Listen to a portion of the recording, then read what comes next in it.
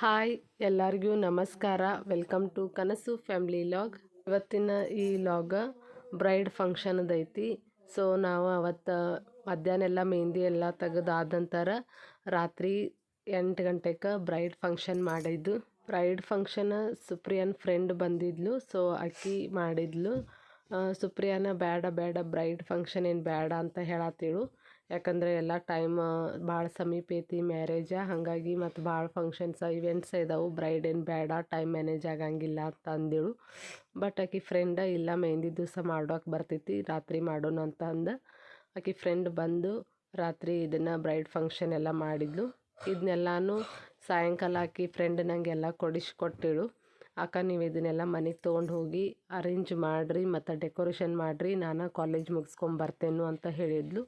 ಹ್ಞೂ ಆಯಿತು ಅಂತ ಹೇಳಿದ್ನಿ. ಸುಪ್ರಿಯನ್ ಫ್ರೆಂಡ್ ಕೂಡ ಸುಪ್ರಿಯನ್ ಕಾಲೇಜ್ನಾಗನ ಲೆಕ್ಚರರ್ ಇದ್ದಾಳು. ಆಕಿ ಆರ್ಟ್ಸ್ ಸೆಕ್ಷನ್ದಾಗಿದ್ದಾಳು. ಸೊ ಈಗ ನಾವು ತಂದಿರೋ ಡೆಕೋರೇಷನ್ ಎಲ್ಲ ಇಲ್ಲಿ ಮನ್ಯಾಗ ಡೆಕೋರೇಷನ್ ಮಾಡತ್ತಿದ್ದು. ನಾನು, ರೋಹನ ಮತ್ತು ಅನ್ನ 3 ಜನ ಸೇರಿ ನಾವಿಲ್ಲಿ ಡೆಕೋರೇಷನ್ ಮಾಡತ್ತಿದ್ದು. ಆದರೆ ಇನ್ನೂ ಸುಪ್ರಿಯಾಂದು ಮೆಹಂದಿ ತಕ್ಕೊಳ್ಳೋದಂತೂ ಮುಗಿಯಾಕಿಲ್ಲ. ಸೊ ನೀವು ನಾವು ಡೆಕೋರೇಷನ್ ಮಾಡೋ ತನಕ ಇನ್ನೂ ಎಷ್ಟು ಆಗ್ತೈತೆ ಅಷ್ಟು ಮೆಹಂದಿ ಕಂಪ್ಲೀಟ್ ಮಾಡ್ಕೊ, ಆಮೇಲೆ ಅದೆಲ್ಲ ಮೆಹಂದಿ ಕಂಪ್ಲೀಟ್ ಆದ ನಂತರನ ಮಾಡಕ್ಕೆ ಬರ್ತೈತಿ ಅಂತ ಹೇಳಿ ನಾವಿಲ್ಲಿ ಡೆಕೋರೇಷನ್ ಎಲ್ಲ ಮಾಡತ್ತಿದ್ದು.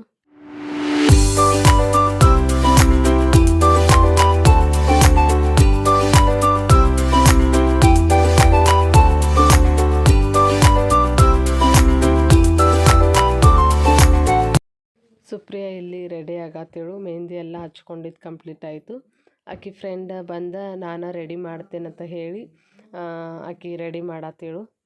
ಸುಪ್ರಿಯಾ ಹಾಕ್ಕೊಂಡಿರೋ ಬ್ರೈಡ್ ಫಂಕ್ಷನ್ ಡ್ರೆಸ್ಸ ಆಕಿ ಫ್ರೆಂಡ್ ಬೆಳಿಗ್ಗೆ ಪೂಜಾ ಬಂದು ಕೊಟ್ಟಿದ್ಲು. ಸಾಯಂಕಾಲ ತನಕ ಇದ್ದಳಲ್ಲ, ಆಕಿನ ಪೂಜಾ ತಂದು ಕೊಟ್ಟಿದ್ಲು. ಯಾಕಂದ್ರೆ ಸುಪ್ರಿಯಾ ನಾವು ಬ್ರೈಡ್ ಮಾಡ್ಕೋಬೇಕು, ಫಂಕ್ಷನ್ ಮಾಡಬೇಕು ಅನ್ನೋ ಪ್ಲ್ಯಾನ್ ಇರೋಕ್ಕಿಲ್ಲ. ಒಮ್ಮೆ ಮಾಡ್ಕೋತೇನೋ ಒಮ್ಮೆ ಇಲ್ಲ ಅಂತಂದು ಲಾಸ್ಟ್ ಮೂಮೆಂಟಿಗೆ ಆಕಿ ಫ್ರೆಂಡು ಬೇಡ ನಾ ಮಾಡ್ತೇನಂತ ಹೇಳಿ ಆಕಿ ಬಂದು ಮಾಡಿಳು. ಇಲ್ಲಿ ಎಲ್ಲರೂ ಈ ಥರದ್ದು ವೆಸ್ಟರ್ನ್ ಡ್ರೆಸ್ ಥರ ಸ್ವಲ್ಪ ಹಾಕ್ಕೊಂಡಿದ್ದೀವಿ. ನಮ್ಮನ್ನ ಇಲ್ಲಿ ವಿಡಿಯೋ ಮತ್ತು ಫೋಟೋಸ್ ಎಲ್ಲ ತೆಗಿಯತ್ತಿದ್ದ.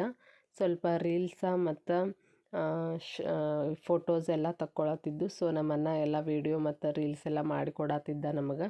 ಬ್ರೈಡ್ ಫಂಕ್ಷನ್ ಎಲ್ಲ ಇತ್ತಿತ್ಲಾಗೆ ಈಗ ಬಂದಿರೋ ಟ್ರೆಂಡ್ ಆಗೈತಿ. ಹಾಗಾಗಿ ಆಕೆ ಫ್ರೆಂಡ ಮಾಡೋನು ಈಗ ಅಂತಂದು ಮಾಡಿದ್ಲು.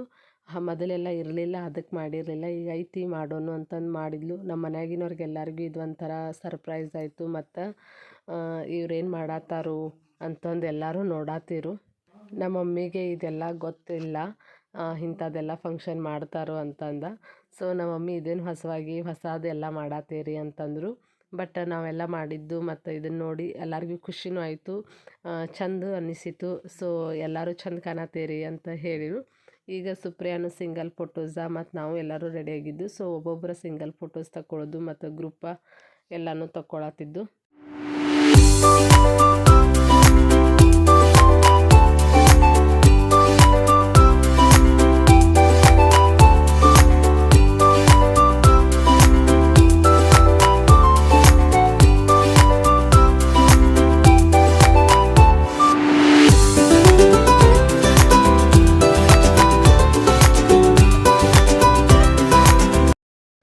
ಅಷ್ಟೇ ಎಲ್ಲ ಮನೆ ಮಂದಿ ಕೂಡಿ ಬ್ರೈಡ್ ಫಂಕ್ಷನ್ನ ಅಗದಿ ಚಿಕ್ಕದಾಗಿ ಚೊಕ್ಕದಾಗಿ ಸೆಲೆಬ್ರೇಟ್ ಮಾಡಿದ್ದು.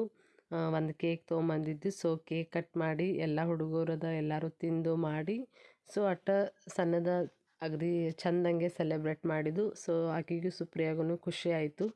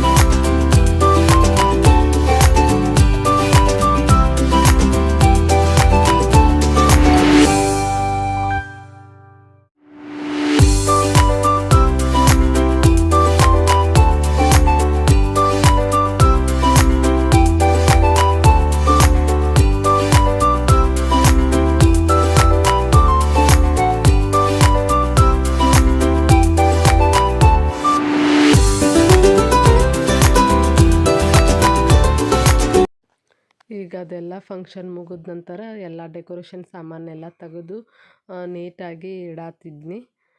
ಸೊ ನೆಕ್ಸ್ಟ್ ಇದು ಬರ್ಡೇಗೆ ಎಲ್ಲದಕ್ಕೂ ಇದು ಪೇಪರ್ ಬರ್ತೈತಿ ಅನ್ನೋ ಕಾರಣಕ್ಕೆ ಅದನ್ನು ನೀಟಾಗಿ ಎತ್ತಿ ಇಡಾತಿದ್ನಿ. ಮತ್ತು ಇದು ಬ್ರೈಡದ್ದು ಏನೈತಿ ಒಂದು ಸಲ ಯೂಸ್ ಮಾಡಿದ್ರೆ ಆಯಿತು, ಮತ್ತೊಮ್ಮೆ ಯೂಸ್ ಮಾಡೋಕ್ಕೆ ಬರೋಂಗಿಲ್ಲ.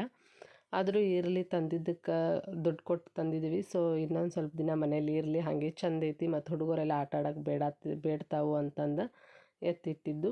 ಸೊ ಈ ಫಂಕ್ಷನ್ ಮುಗಿಸಿ ಎಲ್ಲ ಹುಡುಗರಿಗೆ ಮತ್ತು ಮನೆ ಮಂದಿ ಊಟ ಮಾಡೋಕ್ಕೆ ಕುಂತಿದ್ರು. ನಿಮ್ಗೆಲ್ಲರಿಗೂ ಇದು ಅಗದಿ ಸಿಂಪಲ್ಲಾಗಿರೋ ಬ್ರೈಡ್ ಫಂಕ್ಷನ್ ನಿಮ್ಗೆ ಇಷ್ಟ ಆಗೈತಿ ಅಂತ ಅಂದ್ಕೊಳತ್ತೀನಿ. ಈ ಲಾಗ್ನ ಇಲ್ಲಿಗೆ ಎಂಡ್ ಮಾಡತ್ತೇನು. ಎಲ್ಲರೂ ಖುಷಿಯಾಗಿರಿ, ನಗ್ನಗ್ತಾ ಇರಿ. ಎಲ್ಲರೂ ಲೈಕ್ ಮಾಡಿ, ಶೇರ್ ಮಾಡಿ ಮತ್ತು ಸಬ್ಸ್ಕ್ರೈಬ್ ಮಾಡೋದನ್ನ ಮರಿಬೇಡಿ. ಮತ್ತು ನಿಮ್ಮೆಲ್ಲರೂ ನಾನು ನೆಕ್ಸ್ಟ್ ಲಾಗ್ನಲ್ಲಿ ಭೇಟಿ ಆಗ್ತೀನಿ. ಅಲ್ಲಿವರೆಗೂ ಬಾಯ್ ಫ್ರೆಂಡ್ಸ್.